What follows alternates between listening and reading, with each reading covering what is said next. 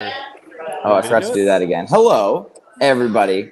We're live here. I'm still at Borderland, and it's day 2 here, and we had an excellent Goose set last night, which we are here to talk about. Neil's here. Hello, Neil. Hey. Neil's wearing a hat today for anyone keeping track of Neil's wardrobe at home. It's a great blue hat. It's a very nice hat. It's lovely. And we've got special guest Hunter with us today. How are you, Hunter? Doing well. Yourself? Thank you. Excellent. Thank you very much. Thank you for being on today. It's a pleasure to have you.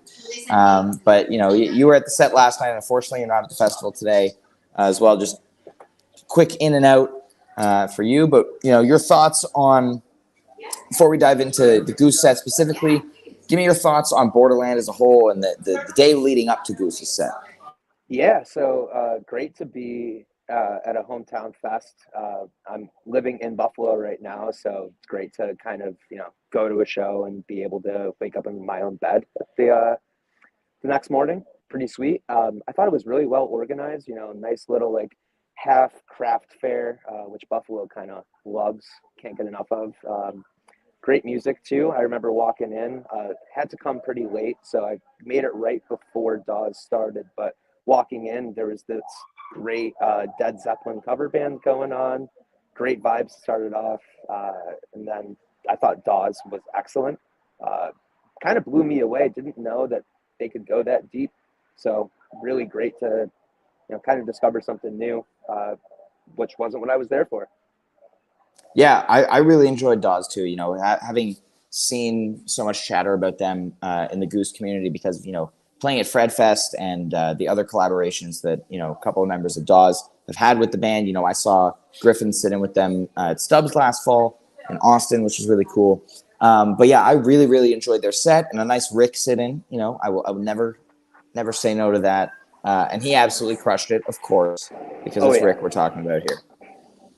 Yeah, it was kind of a dead giveaway. I'm like, why is Rick's guitar sitting up there? What's going on? Is stagehand leaving something out there? I figured going into it, based on the fact that they were playing, next to each other on the same stage, that there was going to be some sort of back and forth collaboration of the sort that we got. And I would like to give a shout out to Neil over here, who was running the setlist thread last night, based on the non-existent cell connection at the main stage here during Goose's set. Kind of goes in and out throughout the day, and then when everybody gets in there for the headliner, absolutely nothing.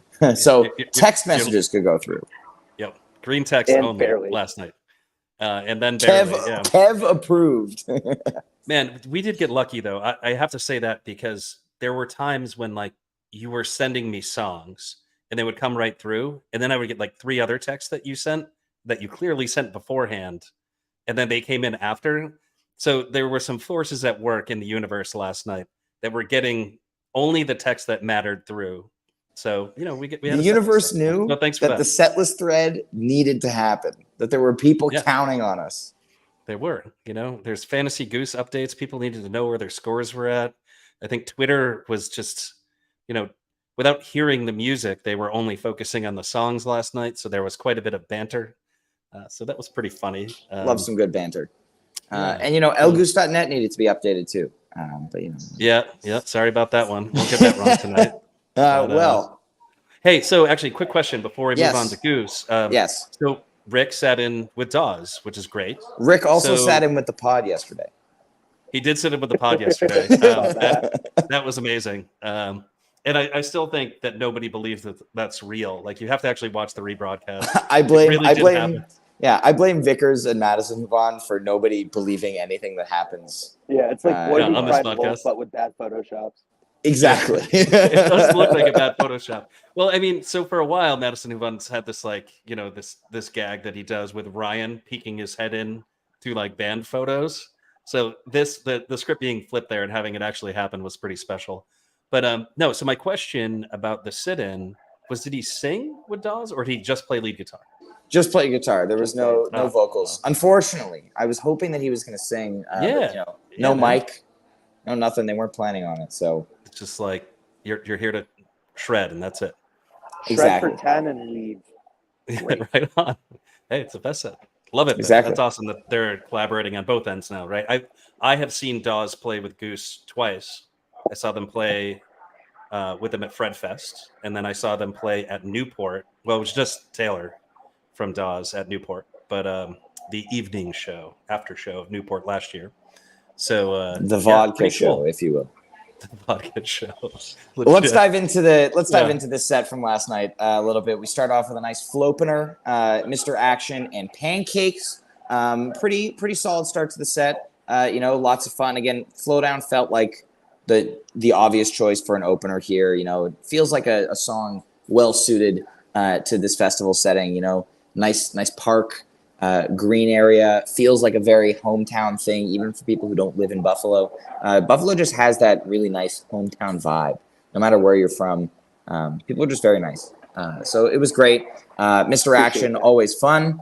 And Pancakes, it's Pancakes. I had a great time during this. Nothing we haven't heard before in terms of jamming, but lots of great energy, lots of great playing, very precise.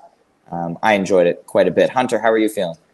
I thought that that was probably like, other than the Rosewood, which I know we're going to get to later, I thought that was one of the standouts for me. I thought that it just kind of flowed really neatly, and I find that oftentimes like the end of a Pancakes jam going into the thematic hook again can be really disjointed, but they crushed it. It just felt like it flowed solidly right through. Really, really good one for me.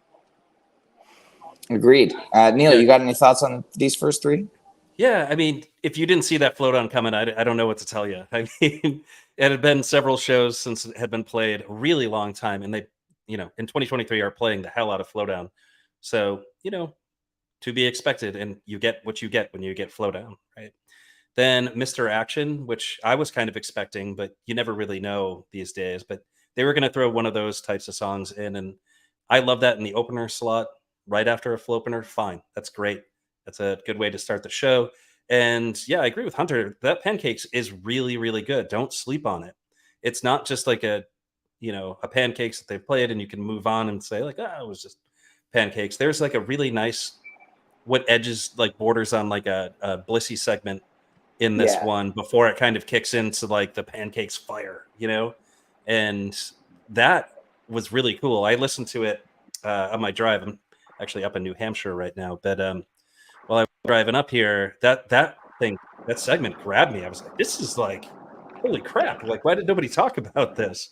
So really enjoyed that Pancakes. If you're going to go and circle back to the set, don't miss that Pancakes. It's good. I think it's like right around that 8-minute mark where that sort of like bliss sets in, and then it just like, that was like the first thing I listened to this morning.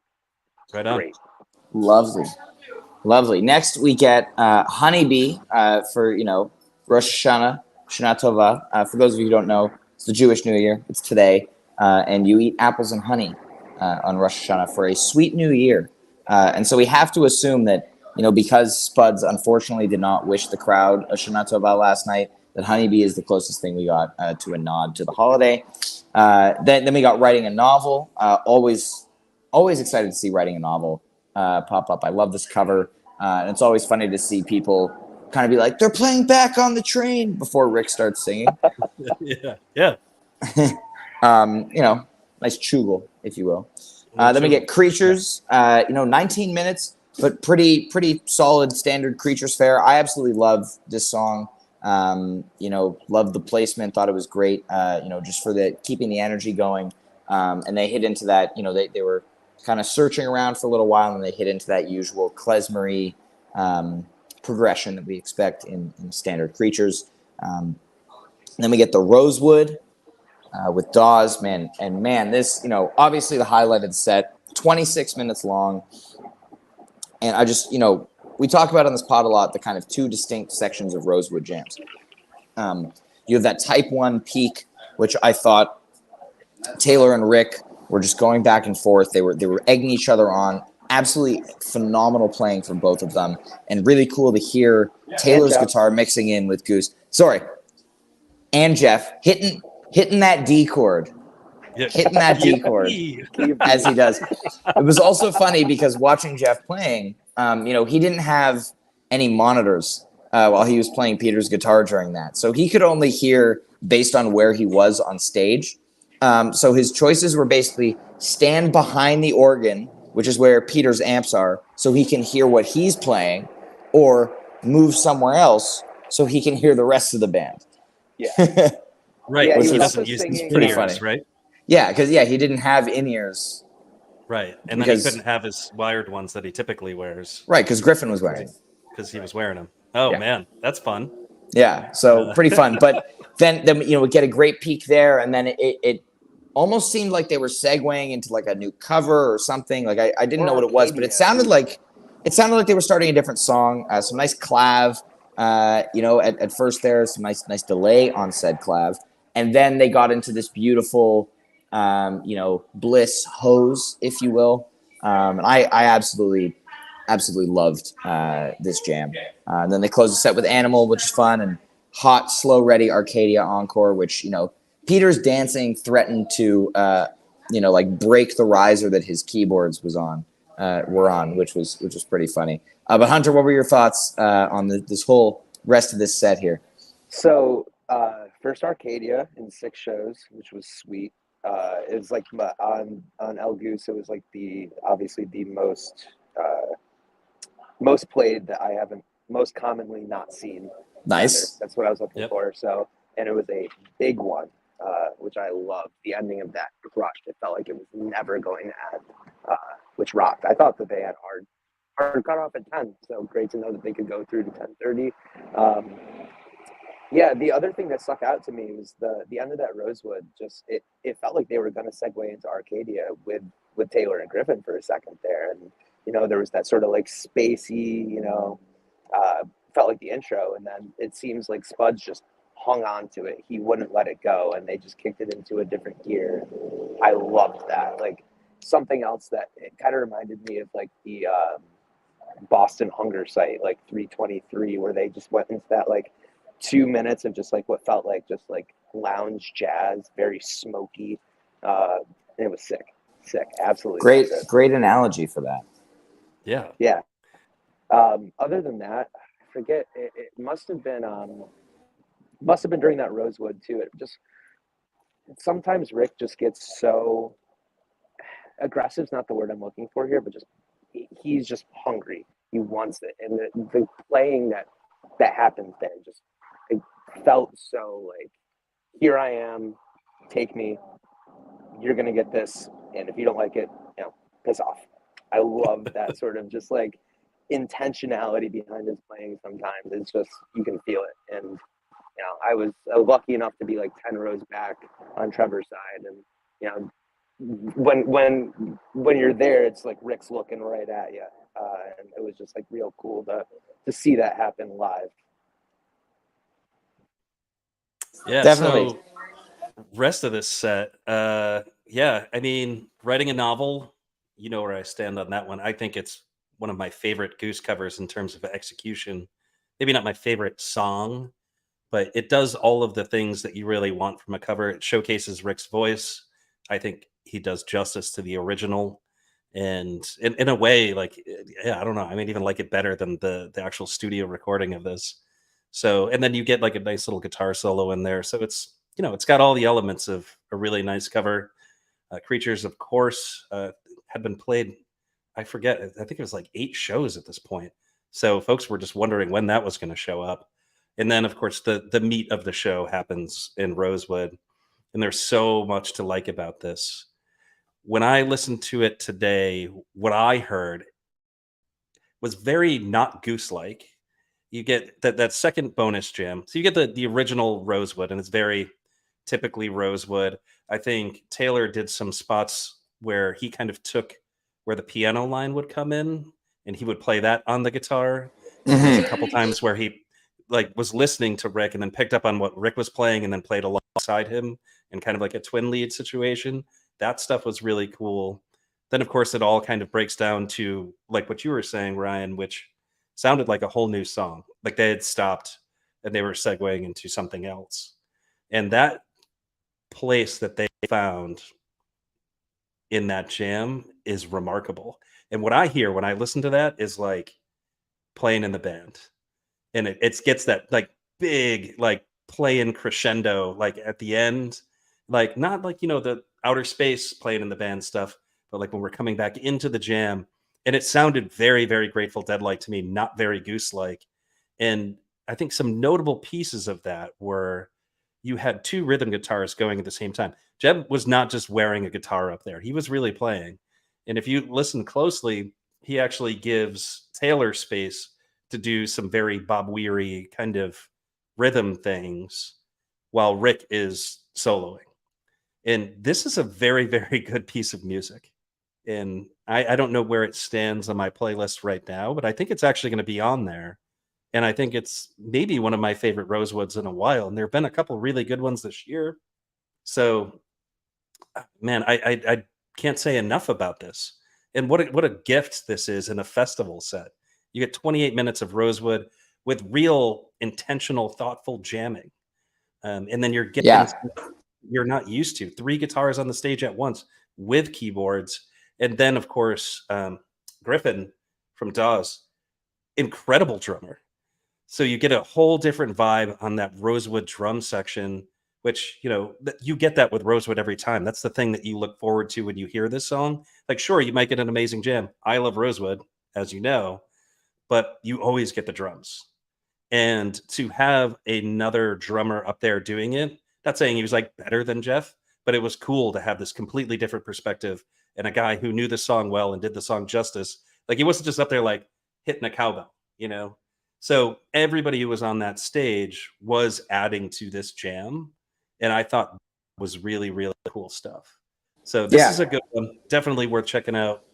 Man, just what a treat! You guys are so lucky that you got to see this, and I just love that they're collaborating. Like I said earlier, it's interesting that this one band is the band that they keep going back to, but it seems like they really enjoy playing together. I think Last Night proves that they can play together well. Those guys know Goose's songs.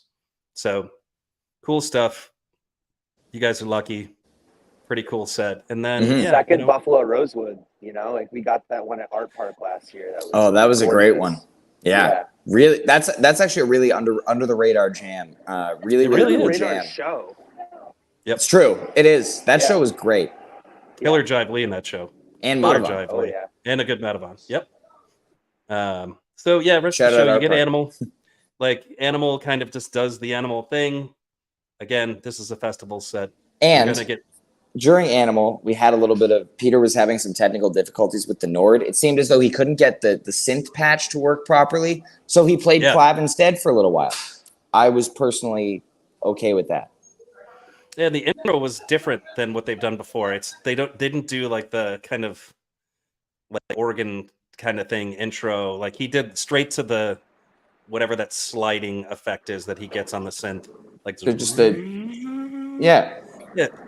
Sometimes, and we've disagreed about this, but sometimes when they start it just kind of sounds like the beginning of Arcadia. It doesn't. This one kind of had that sliding effect. I don't know. There are many of us who think otherwise, but in any case, that closed out the show. And then, Slow Ready Arcadia. I listened to both those today. Nothing exploratory about any of that, but really good. Arcadia just rips. It's just awesome. Ripper. And I love when they extend the ending of Slow Ready and like take that arpeggiator out for like, even if it's like just 30 seconds like it was last night. And they take that ending of Slow Ready and they just bleed it into the beginning of Arcadia. I could tell almost immediately what song it was going into. Like, you could just tell it was like, here we go. Like, we're finishing up with an Arcadia here. Like, this is it. It's gonna rip. And it did. I wasn't gonna leave that festival without hearing it, so you're gonna jump the stage at the end. Play another song. I need my Arcadia. For what it's worth, I think it took me 6 or 7 shows to see my first Arcadia too. I don't know why. I was chasing it for a while. It took me 17 shows to get a Jive 2. So well, these days that's normal, right? I got at my first show, but I couldn't get an Arcadia. Crazy how that happens. That brings us to the end of this festival recap. I'm going out, to see Neil Francis play in just 10 minutes. I wore the Clav Tweet shirt today for a reason, because there are about to be many of them. I'm going to keep track in a note because I don't know if the signal's working right now. But I'm looking forward to that. Tab tonight, lots of good stuff here. and Goose is in Detroit tonight, which some people are saying is the Show-Hio of Michigan. I don't know. That's what I've been hearing. That's word on the street. Sense. Word on the street. No If you think about it, Neil, it makes sense. I've thought about it, and I don't understand what that It means. absolutely man, makes sense. Whatever. Detroit is the Show-Hio of Michigan, and it's going to be a good show tonight. It is going to be a good show tonight. There's a lot on the table. We were talking about this last night. I mean, Echo of a Rose is out there to be played. Whoa. We don't know if everyone's fantasy Goose picks are in yet, Neil. We can't be throwing out songs. If you've been paying attention, you know which songs haven't been played yet. But Hunger Site hasn't yet been played. There are many, many very good songs that have yet to be played. You figure out which ones they're going to play tonight and whether or not they're going to do repeats on this run. Who knows? I don't know. I know I have a strategy, but I'm not going to say what it is. But lots of good stuff. I'll be taking care of you tonight with the set lists. So yes, haze me on Twitter, as I'm sure all of our good friends will, like Jeff and Vickers. Ryan, I'm just trying to drag this out a little bit longer so shirtless Trey can just like poke his head onto there's sadly there's no cameo happening today. It was a very special occurrence yesterday. All right. Well, I won't keep you any longer. Please enjoy Neil Francis. I'm sure it's going to be amazing. And Tab tonight, all kinds of good stuff. So have the best time. Yeah. Thank you. And Hunter, thank you so much for being on today. Really appreciate you joining us. Look forward to having you on again soon. Sounds good. All right. And everybody have a fantastic rest of your Saturday. Enjoy the show or the webcast tonight. And if you're a couple hours away from Detroit, there are a lot of tickets for free or $1. So everybody gets in is being taken to the extreme tonight, which means it's going to be a good show. So everybody enjoy, and we'll be back here at 3:30 p.m. Eastern tomorrow to talk about tonight's show. And so have a fantastic rest of your day, and we will see you then.